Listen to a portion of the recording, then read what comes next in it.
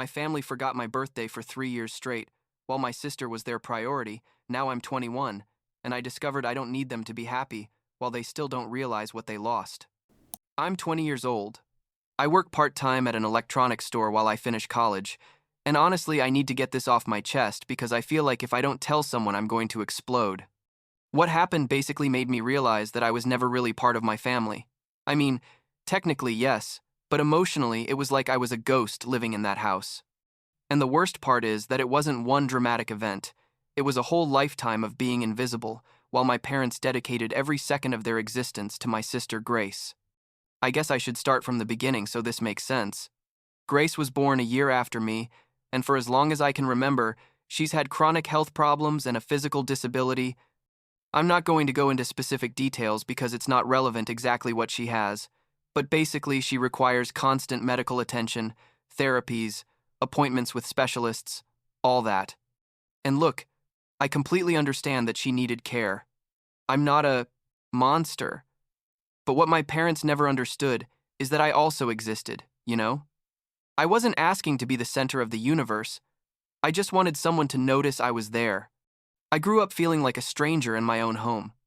My parents, well, my mom especially, lived in permanent nurse mode.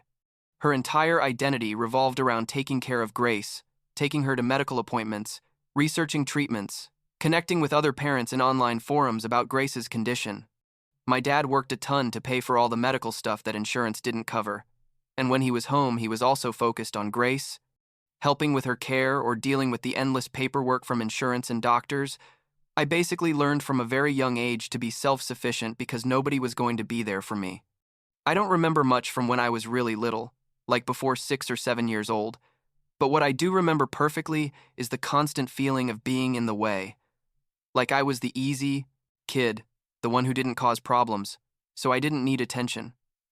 If Grace had a medical crisis or a bad day, the whole house revolved around that. If I had an achievement at school or needed help with something, well, that could wait. And it always waited. Sometimes forever. The thing is that when you're a kid, you don't fully realize that something is wrong. You just think that's how life is, you know what I mean? But looking back, I can clearly see the patterns. My parents didn't come to my school events unless it coincided perfectly with Grace's schedule, and she was having a good day. There were never photos of me on the walls, only of Grace or family photos where I was there, but clearly wasn't the focus. My room was the smallest in the house because Grace needed the big one for all her medical equipment and space to move around with her mobility aids. But anyway, going back to what really led me to the breaking point, I need to tell you about the birthdays. My first forgotten birthday was when I was like 8 or 9 years old. I think 9. Grace had been talking for weeks about this concert for some kid's band she loved, and it turns out the concert date was exactly on my birthday. I didn't say anything when I found out because I had already learned not to make waves, but deep down I thought that maybe my parents would realize and find a way to do something special for me too. Or that at least they would acknowledge it was my day. My birthday came, and my parents woke up, super excited, preparing Grace for the concert, dressing her in special clothes, taking 1,000 pictures of her. They told me I was staying with the neighbors. Not even a happy birthday that morning. They were gone all afternoon, and when they came back, Grace was so happy talking about everything from the concert that she dominated the entire dinner. The next day, my mom gave me a $5 gift card to a video game store and told me happy birthday like it was nothing. It wasn't even enough to buy a used game. And the worst part wasn't the money, it was that she had clearly bought it on the way home or something, like an afterthought, like, oh right, it was his birthday yesterday. I thought that maybe that had been an accident, a particularly difficult year with Grace's health or something. But when I turned 10, they didn't even say happy birthday to me that day. Absolutely nothing. Like 3 days passed before my mom suddenly remembered and bought a cake from the grocery store. One of those prefab ones that are in the bakery section. It didn't even have my name on it, just said happy birthday in generic letters. They put it on the table after dinner and sang the song quickly, and Grace was in a bad mood that day, so all the energy was on keeping her calm. I blew out the candles feeling completely empty inside. My 12th birthday was maybe the most painful of that time because by then I was old enough to fully understand what was happening. That year they did tell me happy birthday in the morning, but Grace had an appointment with a new specialist that same day, a super important appointment they had been waiting for months for. My parents left with her all afternoon. I got home from school and the house was empty. I made myself a sandwich and sat alone in the kitchen. When they came back, they brought pizza, but it wasn't for my birthday. It was because they were tired from being at the hospital all day. Nobody mentioned it was my special day. There was a generic card on my bed that said something like, "We hope you have a great day," signed by my parents, but you could tell they had bought it in a rush. There was no gift, there was no cake, there was nothing. What saved me during all those years was my grandmother, my dad's mom.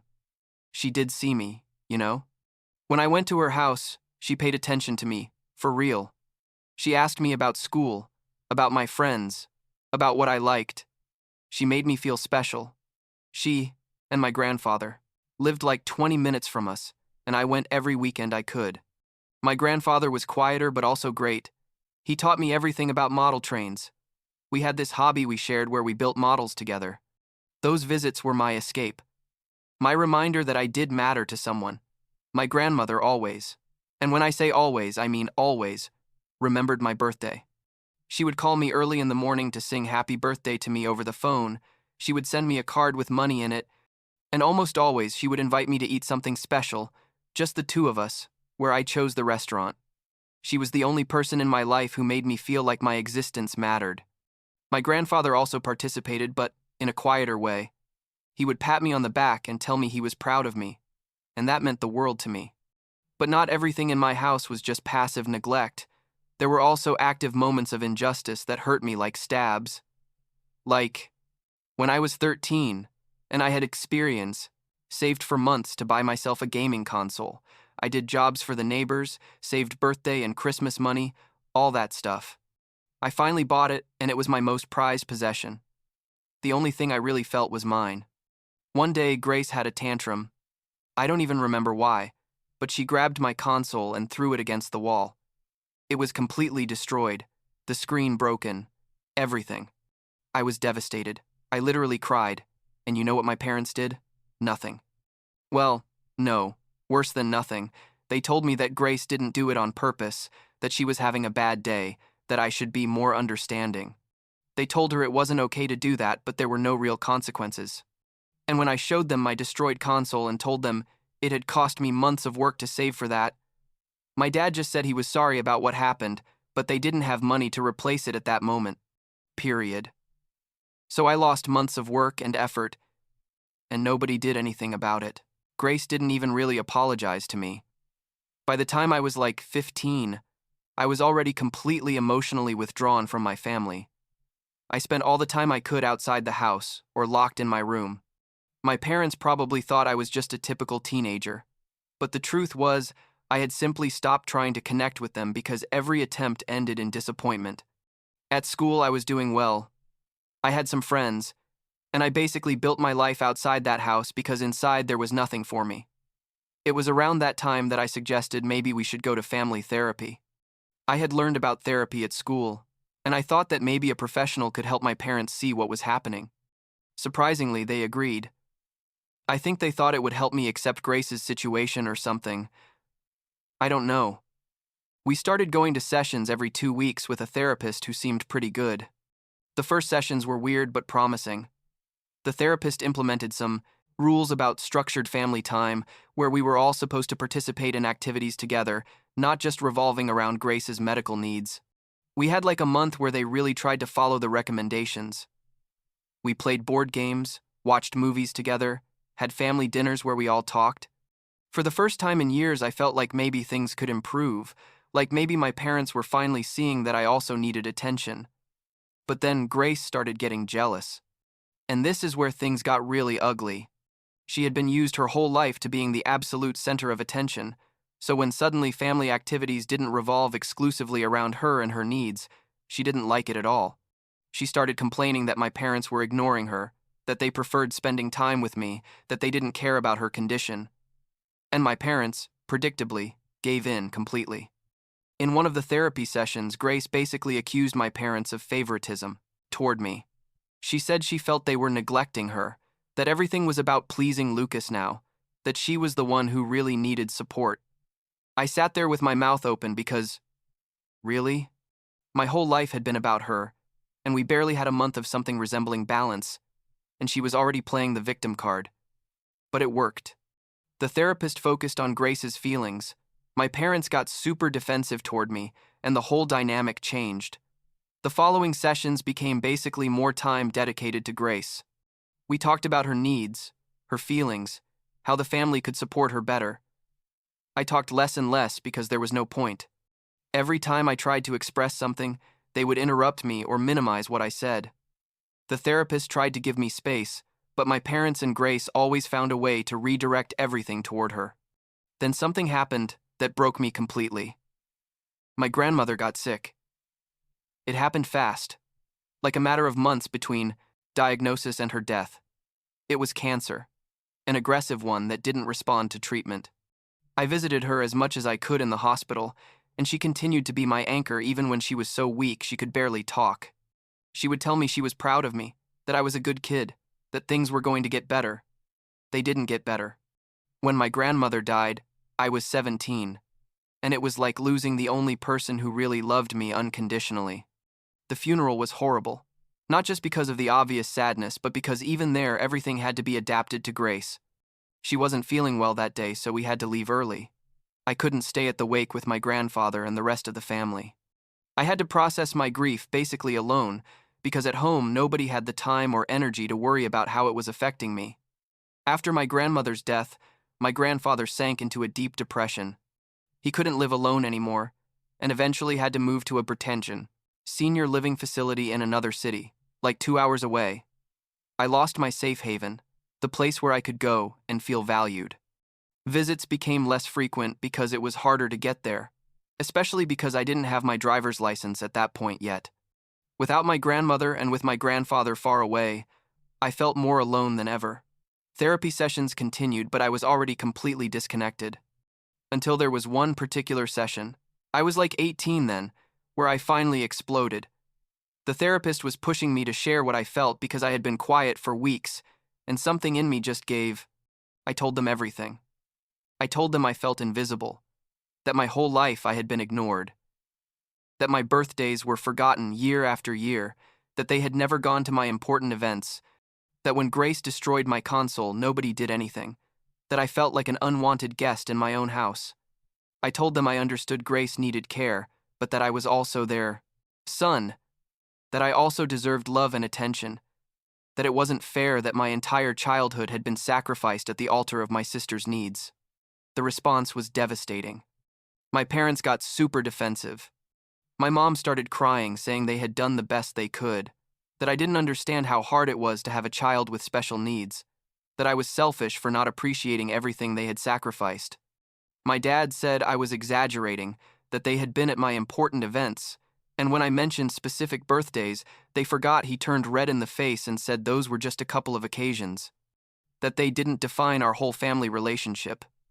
But the worst was Grace. She looked at me with this expression of disgust and told me I was a horrible brother, that she never asked to have her condition, that I should be grateful to have health instead of complaining all the time, and that basically everything in my life was easy compared to what she had to face every day. And technically, yes, she faced challenges I didn't face, but that didn't invalidate my own experiences and pain. After that session, something in me permanently shut off. I realized I was never going to get what I needed from them, that they were never going to see their role in how I felt, that I was always going to be the bad guy for simply wanting to be seen and loved. I stopped trying. I became even more of a ghost than before. I went to school, worked, focused on my own plans for the future.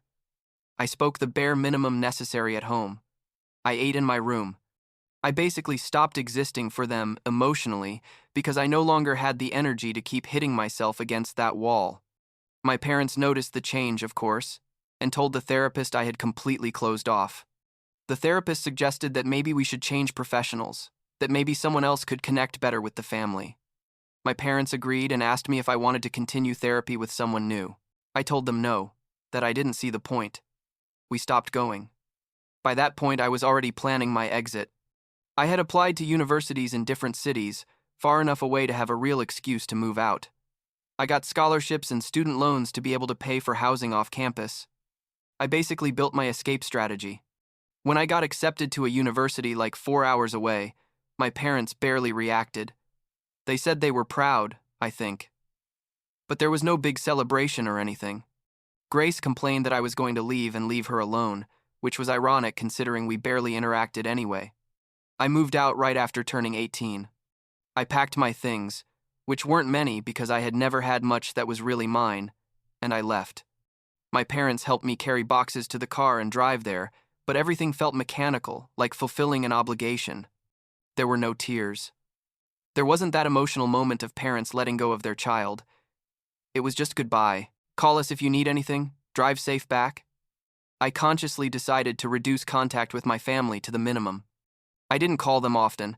I responded to text messages basically, and I found excuses not to come home for holidays. Thanksgiving, I said I had work. At Christmas, that I had final projects. That kind of thing. They didn't insist much either, honestly. It was like we were all relieved to have space. Then came my first birthday living alone. I turned 19. That day I waited. I don't know why exactly. I guess some pathetic part of me still had hope that maybe they would call me. Send me a message. Something. Nothing. Absolutely nothing. The whole day passed, and nobody from my family remembered. Not my mom, not my dad, not Grace. Not even a generic text message. It hurt more than I want to admit. I thought that maybe with distance things would feel different. That maybe they would miss me. That maybe they would realize what they had done. But no. I was still invisible. To them, even when I didn't live there anymore. 2 days later, I texted my mom about something random and casually mentioned it had been my birthday. She responded, "Oh my God, I'm so sorry. Happy belated birthday, honey," with emojis and everything. But it felt hollow. It wasn't real. It was just the automatic response of someone who realized they messed up. I decided I wasn't going to keep putting energy into that relationship. If they couldn't remember my existence enough to mark a date on a calendar once a year, then it wasn't worth continuing to try. I focused on building my own life. I made friends in college, good friends who became my chosen family. I worked, studied, went out, did normal things people my age do. I slowly started healing from all that childhood of neglect. My second birthday away from home, I turned 20. By then, I had already built a solid group of close friends. That day, I organized a small gathering. Nothing extravagant, just pizza and games at my apartment. There was great. I felt loved and appreciated for the first time on a birthday since my grandmother was alive. My friends bought me small but thoughtful gifts. They made me a homemade cake that was kind of burned but made with love. We sang songs and laughed all night. In the middle of the celebration, I called my parents. I don't know why. Maybe some part of me wanted to share that I was having a good day. My mom answered, and we talked about general things for a few minutes. She never mentioned my birthday. I told her directly, "Hey, it's my birthday today." And there was an awkward silence before she said, "Really?" "Oh, honey. I'm sorry. Happy birthday." We've been so busy with Grace's medical appointments this week that I lost track of dates. The same excuse as always. Grace, Grace, Grace. I hung up shortly after saying I had to get back to my friends. My friends noticed something was wrong, and when I told them the situation, they got angry on my behalf. They told me my family was shit, and they reminded me they were my real family now. And they were right. This year I turned 21 like a month ago. I decided to do something big because I could legally drink, and I wanted to celebrate that transition to real adulthood with the people who matter to me. I reserved a space at a bar, invited all my close friends, even some coworkers from the electronics store. It was a great party. Like 30 people came. There were drinks, music, laughter. I felt surrounded by genuine love. My family never called that day. No message, no call, nothing. Third consecutive birthday, completely forgotten. And you know what? For the first time, it didn't hurt. I was so surrounded by people who really cared about me that the absence of my biological family simply didn't matter. It was liberating in a weird way. like finally accepting a truth I had been denying for years, that they were never going to change, that they were never going to be the parents I needed, and that it was completely okay. Because I had found my own people. After the party, I stayed cleaning up with my two best friends, Jake and Marissa. And Jake asked me if I was okay considering my family had forgotten my birthday again. I told him yes. That honestly I was more than okay. That for the first time, I felt like my birthday had really been about me and not about waiting for crumbs of attention from people who were never going to give them to me. Marissa hugged me and told me they were always going to be there for me, that I was family to them. And I cried a little, but they were good tears. Now I'm at this weird point where technically I still have biological family, but emotionally I don't feel like I have real ties with them anymore. I talk to my parents maybe once a month, superficial conversations about the weather and how school is going. Grace and I don't talk at all. There's no active drama or anything. We're simply strangers who share DNA, and it's okay. I've accepted that my childhood was what it was, that my parents made their choices. I chose to surround myself with people who see me, who value me, who remember my birthday without me having to remind them. I chose to go to individual therapy to process all the emotional abandonment of my childhood. I chose to forgive myself for feeling resentment toward Grace, even knowing she didn't choose to have her condition, because my feelings are valid regardless of circumstances. I also chose to keep visiting my grandfather at his facility when I can. He's the only member of my family of origin who still really matters to me. He's older now, more fragile, and his memory isn't perfect, but he always lights up when I arrive. We still talk about model trains, even though we don't build models together anymore. Sometimes he confuses me with my dad when he was young, but it doesn't matter. He always made me feel seen even when nobody else did, and I owe it to him to be present for him now. I don't know what my relationship with my parents and Grace will be like in the distant future. Maybe at some point we'll try to really reconnect. Maybe not. Maybe when Grace is older and more independent, my parents will finally have mental space to reflect on how they treated me. Or maybe they'll never see the problem. Honestly, I've stopped waiting for that moment of recognition and apology that part of me always wanted. I've accepted that maybe it will never come. What I do know is that I'm building a life I like with people who really love me. I'm doing well in college. I have a job that pays the bills. I have friends who are more brothers to me than Grace ever was. When I think about my future, about starting my own family someday, if that's what I want, I know exactly what not to do. I know that if I ever have more than one child, I'm going to make sure they all feel seen and loved, no matter the circumstances. I guess in the end, this story doesn't have a perfect, movie-type ending where everything gets resolved and everyone cries and hugs. It's more like a quiet acceptance of reality. I grew up feeling like I didn't matter in my own family, and that feeling left scars I'm probably taking to therapy for years still. But it also taught me to genuinely value the people who choose to stay in my life, to recognize real love when I see it, and not to settle for crumbs of affection from people who can't or won't give me more. My birthday this year, number 21, surrounded by friends shouting and laughing and celebrating with me, was the first time I felt like my existence was really a cause for joy for others. And that, after a whole lifetime of being invisible, means absolutely everything. I don't need my parents to finally remember my birthday to validate my worth. I already know I'm worth it, and surrounding myself with people who also know that is enough. More than enough, really.